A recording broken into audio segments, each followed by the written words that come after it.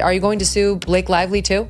It's going to be the kind of lawsuit that is full of evidence, admissions, documents, which prove exactly what she did and how she bullied her way through the process to take over the movie and used her PR people to try and destroy Justin. And that's what it's going to be, essentially about. But there will be a number of causes of action. There's a number of different defendants here. And we're carefully considering other people that will be sued also. And some of them will come as a surprise. Ryan Reynolds, for sure. January 17th, 2025, morning. Justin Baldoni unleashed a $400 million bombshell to shake up Blake Lively and Ryan Reynolds. The shocking lawsuit also accuses the couple's publicist, Leslie Sloan, of a staggering conspiracy. And wait for it, Taylor Swift is roped in too. Allegations include behind-the-scenes power plays, text messages, emails, and secret deals, all laid out in a jaw-dropping 180-page lawsuit. And if you thought this was just Hollywood drama, think again. Justin claims Taylor even pressured him to back Blake's movie plans. With careers, reputations, and millions at stake, this legal firestorm could be the ultimate takedown of Hollywood royalty. Because the evidence? Explosive. The stakes? Career-ending. The fallout? Buckle up, because this story is about to shake the industry so hard, it's really going to end with us. So here's the story. Justin Baldoni is taking legal action against Blake Lively, Ryan Reynolds, and their PR team, accusing them of some pretty serious stuff. He's claiming civil extortion, defamation, invasion of privacy, and even messing with his business deals. The tension between him and Blake supposedly kicked off in May 2023, when they started filming the movie together. Justin says Blake was working behind the scenes to take control of the whole creative direction. According to him, it turned into a full-blown takeover strategy. On top of that, he's calling Blake out for trying to promote her alcohol brand and hair care line while also pushing a movie about domestic violence, saying it's all just a big contradiction. Justin says Blake was set on making him the villain of her real-life story. Apparently, things weren't going too hot for her during the movie's promo tour, which was pretty low-key. Her hair care line wasn't taking off, and she was pushing booze while talking about a topic like domestic violence, something Justin says didn't sit right. Now, Justin, through his company Wayfarer Studios, is suing Blake, Ryan, and their PR teams, and his lawyer, Brian Friedman, already issued a statement on the matter. This is a battle Blake Lively will not win and will certainly regret. Miss Lively either was severely misled by her team or intentionally and knowingly misrepresented the truth. She will no longer be allowed to exploit real victims of harassment for her personal reputation gain, at the expense of those without power. Miss Lively and her team attempted to destroy reputations and livelihoods through their dangerous manipulation of the media without even taking proper legal action. Justin and his team have nothing to hide. Documents do not lie. This whole lawsuit kicks off because of a legal complaint Blake Lively filed earlier, which, according to Justin, was a massive mistake on her part. He says it showed off her big ego and hunger for power, especially when she tried to take over the movie. So now, Justin's also firing back, planning to set the record straight with texts, emails, and other proof of what really went down. In his lawsuit, Justin claims that Blake actively tried to sabotage him and his team, even going as far as hijacking the premiere of their movie. Apparently, she used threats and blackmail to control how everything was portrayed, pushing Justin and his crew to the back while taking the spotlight for herself. The lawsuit also accuses Blake of not letting her bad reputation just fade away. Instead, she apparently targeted Baldoni and his company, Wayfarer, making them the fall guys for everything. Justin's team says she used the media to spread lies and even teamed up with the New York Times to cook up a story that would make her look better and hurt them. Plus, Blake Lively's been accused of some pretty wild stuff. First off, it's alleged that she tried to rewrite some of the key scenes in a movie, even though she didn't have the qualifications or union credits to back it up. And to make matters even messier, she supposedly teamed up with Ryan Reynolds, Taylor Swift, and some others to try and push Justin into agreeing to her demands. On top of that, she apparently filed a complaint with the Civil Rights Department of California. The goal? To protect herself from any legal consequences while still keeping up with her attacks. Now, just so you know, this is Justin's first response to Blake's lawsuit. He had already filed a suit against the New York Times, but this one's aimed straight at Blake. And just to make things even juicier, Justin also calls out her husband, Ryan Reynolds, for getting involved in writing the script. According to Justin, Blake rewrote the movie's crucial rooftop scene, the one where the main characters meet. And guess what? They had a meeting at Blake and Ryan's penthouse to discuss it. Justin claims it wasn't a real discussion, though it felt more like a confrontation. You're probably wondering why Justin feels that way, right? After all, he's in their turf, and they're a powerful couple. But things get even crazier when Taylor Swift steps in.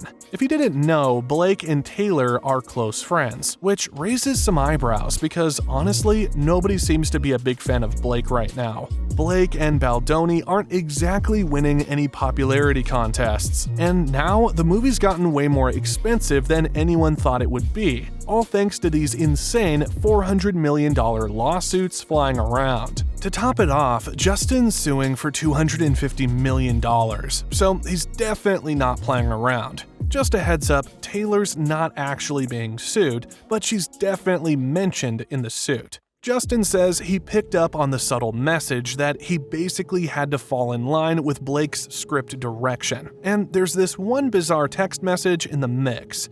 Blake apparently refers to herself, Taylor, and Ryan with a Game of Thrones reference, saying something like, "I'm Daenerys, and like her, I happen to have a few dragons. We all benefit from those gorgeous monsters of mine." Yeah, that's definitely a weird flex. I will explain the whole references soon, but the documents also include some emails between Blake and Justin right before filming started.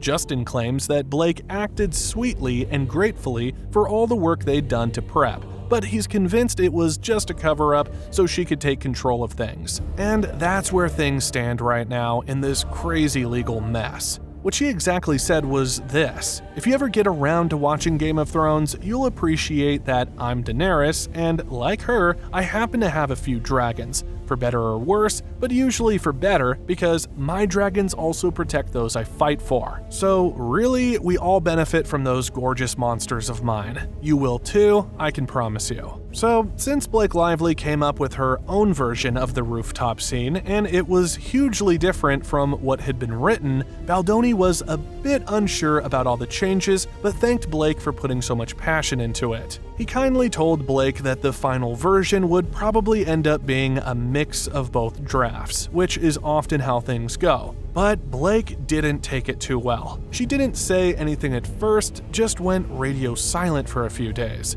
Then, she shot Baldoni a text saying her response didn't feel great for me. And she went on to mention that her buddies Ryan Reynolds and Taylor Swift had praised her passion, but not her actual changes to the scene. Blake was talking about a meeting where she invited Baldoni to her penthouse in New York. When Baldoni showed up, Ryan Reynolds greeted him and immediately started gushing about how amazing Blake's version of the scene was. Turns out Ryan had written it himself. Hours later, just as Baldoni was getting ready to leave, in walks Taylor Swift, who also kicked in, saying Blake's version was definitely the way to go. It was clear what was happening. Baldoni was being gently but firmly nudged to get on board with Blake's vision. Just imagine you're at the penthouse trying to make decisions about a movie you're directing. It's your movie, not Blake's. Then, out of nowhere, Ryan Reynolds says, "Blake's version is so much better. What are you doing?" And then Taylor Swift strolls in and says, "Yeah, Blake's scene is definitely better." Suddenly, it felt like everyone was ganging up on Baldoni, pushing him to agree with Ryan and Taylor. Both super talented, of course, but still a weird power move.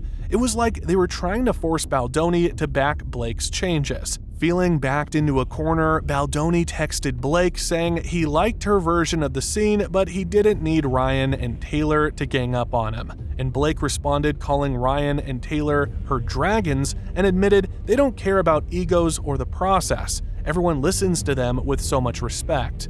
The message was crystal clear. It wasn't just about Blake anymore. Baldoni was up against Blake's dragons, Ryan Reynolds and Taylor Swift, two of the biggest names in the world, and they weren't afraid to make things tough for him. At the premiere, you find out that Blake Lively tells people that all of a sudden he wrote a scene in the movie. I mean, shocking everybody, shocking Sony, shocking the production staff.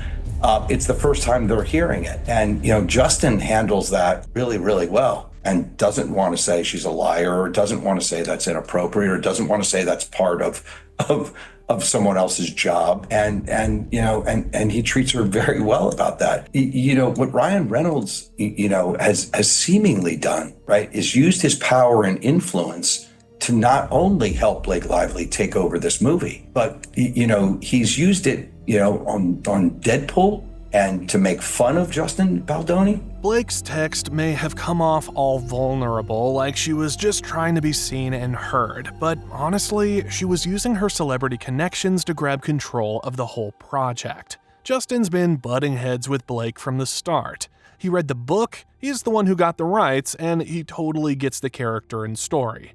Blake, on the other hand, wasn't really prepared. The first issue, the character's look. Blake wanted to go for this rich, glamorous vibe, like something out of Sex and the City, but the character's actually supposed to be a struggling small business owner. Totally different vibe.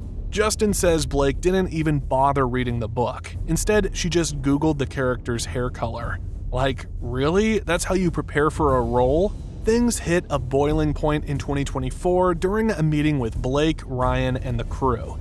Blake came in with a 17-point list of demands to get back to production. It was all about reshooting the film, and then Ryan started accusing Justin of harassment during filming. Justin says Blake basically set Ryan off on him. Despite all that, Justin caved to most of Blake's demands, but it didn't stop there. Blake kept threatening to wreck the whole movie unless she got to cut her own version. Sony even stepped in, saying Blake wouldn't promote the film unless they let her make her own edit. Justin says his version of the movie did way better with the audience, but Blake wasn't buying it. She kept pushing for Sony to release her version instead, and they went ahead and did it. Now, in Hollywood, it's pretty rare for a lead actor to wear all the hats. Directing, editing, producing, especially when they weren't originally hired for those jobs. It really messes with the usual setup, and a lot of directors and other pros don't like that one bit. Justin also claims that Blake's PR team, led by Leslie Sloan, ran a campaign to paint him as the bad guy and Blake as the innocent hero. He even says they teamed up with his old publicist, the one he fired, to dig through his texts and build this whole fake narrative about him.